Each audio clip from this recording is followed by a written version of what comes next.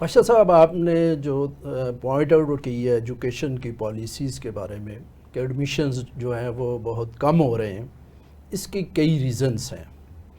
سب سے پہلی ریزن تو یہ ہے کہ ہمارا جو ایجوکیشن سسٹم ہے اس کے جو اسٹریٹجیکل ایشوز ہیں وہ بہت زیادہ ہیں۔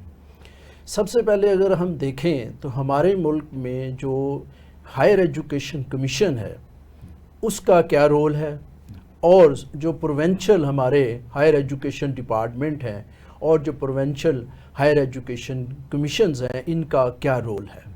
پہلے تو ہمیں سب سے پہلے ان کو ڈیفائن کرنے کی ضرورت ہے، جو کہ ڈیفائن نہیں ہے، اور یہ اسٹریٹجیکلی پرابلم ہے کہ یہ کوئی گائیڈ لائن نہیں دے سکتے یونیورسٹیز کو، ہائر ایجوکیشن کو پارٹیکولرلی۔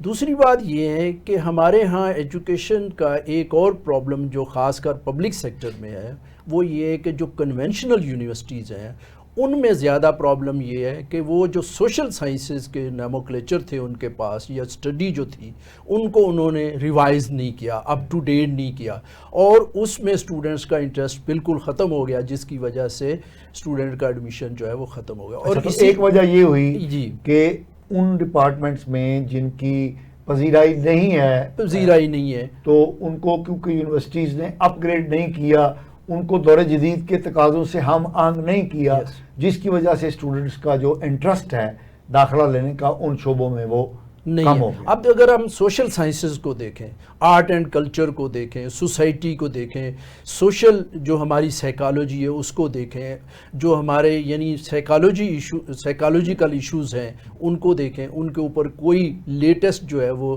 ہمارے پاس یونیورسٹیز کے اندر نومنکلیچر نہیں ہے، وہی پرانا کنونشنل سٹائل ہے ایجوکیشن کا۔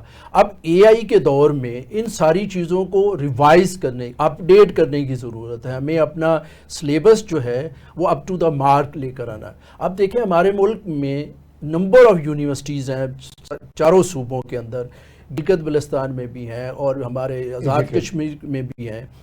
اب ان میں سب میں جو پرابلم ایک چل رہا ہے کہ سارے کنونشنل جو کورسز جیسے فزکس کی صرف فزکس یا کیمسٹری کی اب جو ہے وہ ایجوکیشن کی ضرورت نہیں ہے، اس کو بائیو کیمسٹری جیسے ہے یا کیمسٹری کے ساتھ نمبر آف کورسز جو ہیں وہ انٹرنیشنلی ریکگنائزڈ ہیں اور لوگ اسٹوڈنٹس جو ہیں وہ ایجوکیشن حاصل کر رہے ہیں۔ جیسے ہیلتھ ٹیکنالوجی کا کورس ہے، اس طرح کے کورسز ہمارے پاس نہیں ہیں، اس کی وجہ سے نمبر آف اسٹوڈنٹس کا جو ہے وہ ڈکلائن ہو رہا ہے۔ آپ سمجھتے ہیں کہ طلبہ اور طالبات کو اتنی سمجھ ہے کہ کس شعبے میں؟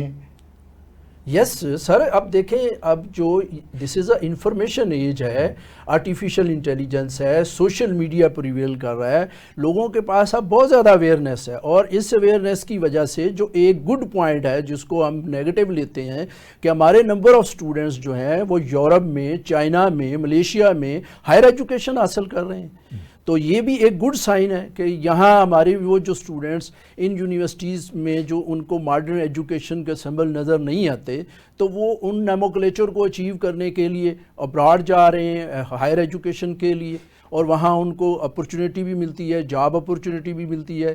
میں اکثر یہ کہتا ہوں کہ ہمیں جو ہے آسک کی ضرورت ہے، یعنی A for abilities, S for skills and K for knowledge. ہمیں آسک کو امپروو کرنا، اپنی ایبلٹیز کو امپروو کرنا ہے، سکلز کو امپروو کرنا ہے، نالج کو امپروو، تو یہ یونیورسٹیز ہمارے ہاں جو لوکل یونیورسٹیز ہیں ان میں ان تینوں کا فودا ہے، آسک نہیں ہے۔ ڈاکٹر جاوید اقبال صاحب نے بڑی خوبصورت بات کہی ہے کہ آسک نہیں ہے، A for ability, S for skills, K for knowledge. Yes sir, ability, skills and knowledge جس شعبے میں نہیں ہوگا اس شعبے کی پذیرائی جو ہے ماڈرن ورلڈ میں نہیں ہو سکے گی، اور آسک کے نہ ہونے کی وجہ سے ہماری یونیورسٹیوں میں داخلے جو ہیں وہ کم ہو رہے ہیں، اور بچے جو ہیں، بچیاں جو ہیں، وہ بجائے سرکاری یونیورسٹیوں میں تعلیم حاصل کرنے کے وہ بیرون ممالک جو ہے چائنا، ملیشیا،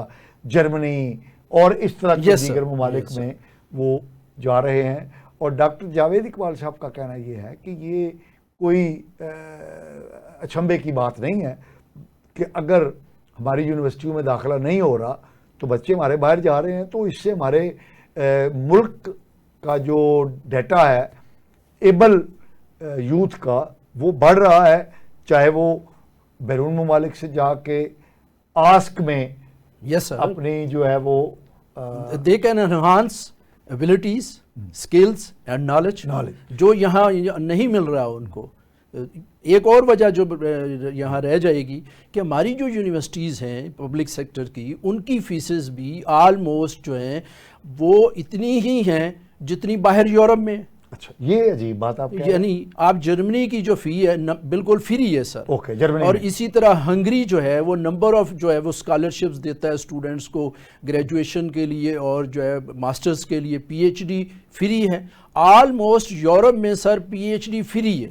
ساری جو ہے وہ پوزیشن اناؤنس ہوتی ہیں اور یورپ میں جو ہے وہ پی ایچ ڈی جو ہے اسٹوڈنٹس کو فری ہے، اسکالرشپس ملتے ہیں. اور نیدرلینڈ کے اندر تو سر جو پی ایچ ڈی اسٹوڈنٹس ہوتے ہیں ان کو ایز اے امپلائی کنسیڈر کیا جاتا ہے سر. یعنی یہ اتنی یورپ یس جو ہے وہ سہولیات دیتا ہے کہ فیس بھی نہیں ہے، یس جاب اپرچونٹیز بھی ہیں، اور ان کو وہاں پر ریزیڈنٹس کی سہولیات بھی. اور سر ایک بڑی اہم بات یہ ہے کہ اسٹوڈنٹس کو جاتے ہی وہاں پارٹ ٹائم جاب مل جاتی ہے. یہاں ہمارے یہاں کلچر پاکستان میں پارٹ ٹائم جاب کا کوئی کلچر ہی نہیں ہے. ابا جان کے یس اس پر بچے جو ہیں وہ اس پہ بھی، اور پھر یہاں اپرچونیٹی بھی نہیں ہے نا سر. وہ بھی ایک بات ٹھیک ہے کہ یہاں کوئی کلچر نہیں ہے اس طرح کا. تو دوسرا یہ کہ اپرچونیٹی بھی تو نہیں ہے نا، کہ ہمارا کوئی لنکیج تو نہیں ہے انڈسٹری کے ساتھ. یونیورسٹیز کا کوئی لنکیج نہیں ہے انڈسٹری کے ساتھ. ہم اپنا جو کیریکولا ہے وہ انڈسٹری کے ساتھ مل کے تو نہیں بنا رہے نا سر. یونیورسٹیز کے اندر جو ہم پڑھا رہے ہوتے ہیں وہ 10 سال پیچھے ہوتا ہے، وہ 10 سال جو ہے وہ 10 سال آگے ہوتی ہے. تو ہمارے انجینئرنگ کے تو بہت سارے اسٹوڈنٹس کو وہاں جا کے سیکھنا پڑتا ہے کہ وہاں کیا. ٹھیک ہے. اچھا، اس کا مطلب یہ ہے کہ ہماری یونیورسٹیوں میں صرف سوشل سائنسز کی پرابلم نہیں ہے سبجیکٹ کی، بلکہ جو انجینئرنگ کا شعبہ ہے اس میں بھی مسائل ہیں. اپنے صوفی صاحب، آپ کے جو روحانی شعبہ ہے اس میں انہوں نے تو بتا دیا کہ یونیورسٹیوں میں، کالجوں میں ہمارے داخلے کیوں نہیں ہوتے، بچوں کا انٹرسٹ کیوں نہیں ہے.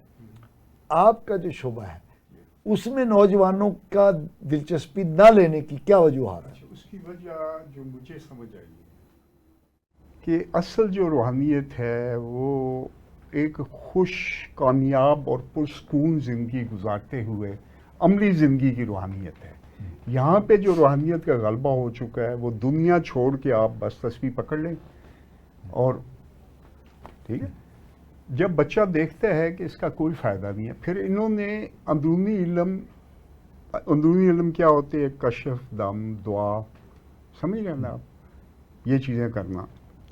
لیکن آج بیرونی علم کی بھی ضرورت ہے. آپ کو شریعہ کا علم ہو، ہیومن سائیکالوجی کا علم ہو، پھر آپ کو تھوڑا بہت ہسٹری کا علم ہو، تاکہ آپ سمجھ سکیں کیا ہوتا ہے. آج کل وہی بندہ کامیاب ہو جو اندرونی اور بیرونی علوم دونوں علوم اس کے پاس، دونوں علوم کے ساتھ. جو ایک ہے بیرونی علوم میں، اس میں روحانی فلاسفی کا علم ہے جس پہ مولانا روم نے بڑا کام کیا.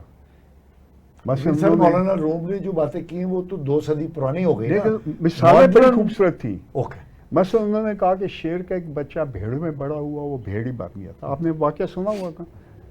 آپ جس ماحول میں رہتے ہیں وہی آپ چیزیں اڈاپٹ کر جاتے ہیں، اسی سانچے میں آپ ڈھال جاتے ہیں. یہی بات 700 سال کے بعد سیگمنٹ فرائیڈ نے کہی، تو اس کی بات مان لی گئی. ٹھیک ہے، جس میں آپ ماحول میں ہوتے ہیں اسی حساب سے. اس وقت سیکس کا وہ تھا، سپریس کیا گیا تھا. اسی کا سیکس کی بنیاد پہ ہی بچہ ڈیولپ ہوتا ہے. یہ آپ نے پڑھا ہوا ہے، آپ جانتے ہیں اسے. تو اب جو ہے ہمیں اندرونی بیرونی دونوں علوم دینے پڑیں گے، پھر اصل بڑے لیول کی روحانیت آئے گی.